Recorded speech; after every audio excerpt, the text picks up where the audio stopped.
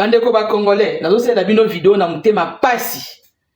Biso awa toyebaka liboso to bando sala wenze $10 tozo sala ngo 2 jours to lambi biloko 2 jours le loto lié lobi biso to lambi to lié et puis na ebité ba kondiango bolingi bomema biso wapi bomema biso wapi. Bino boza na mbongo ebele biso to na mbongo ebele te. Na uti kotinda ba changer nga $10 ba sombela nga soso. Ça va faire une semaine chaque jour. Dollar et qui t'a na 1000 francs et qui t'a na 500 francs. Le lot va changer nga $10 na 19 000 francs. T'as le lot qu'on a sombi na $10. Soso o moni à poids 13 o so qui kwaliko o. $8. Poids 13 hein? $8.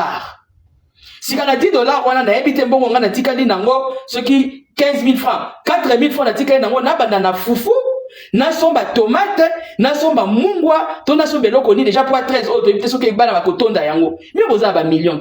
Likambo o ba lobi a travailler en synergie, ministère de l'économie, la banque centrale, na ba bloko na so boye bien moté.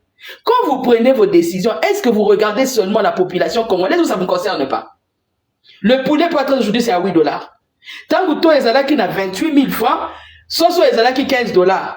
Les lobes longo et biso 9 000 francs likolo, mbongo ya fufu na ya semoule. 4 000 francs na ekoko kakoso mama mafuta, moi tomate, moi boy, bolongo li yango lisusu, awa totika na 4 000 francs. Soso o bana mba olia na nini? Badia na loso, badia na fufu, to ba épice ba kolambe. Bino boza na mbongo ebele, pardon. Botika biso na pasi na biso to futa makate, to lukaka mbongo na ndenga pasi na informel na ba vente en ligne na ba cabine, na ba wewa na ba winner. Ce qui vous moni que vous avez bien, c'est la biso dollar en mot, na 28 ndenge zalaki, pardon. Et ça que vous tiki dollar na 28, ce qui na 19, allez, biso to somba kabilo qu'on a toi à 28. Et puis quand somba dollar à 27, 26. Bon ningi bon même biso wapi na mboko, to kende to suka wapi. Bon ma biso ka lobi, le lobi mosika. Tozo kende wapi na mboka ngo mukoko samba tozali ko kende wapi boza na ba millions na bino biso tozali ko souffrir botika biso na pasi na biso wana to boyi likambo ko faire souffrir lelo to ebite bana biloko to banda ko liaka 2 jours na $10 lelo comme to somba ka soso apamba botika ko nyoko la population ko bande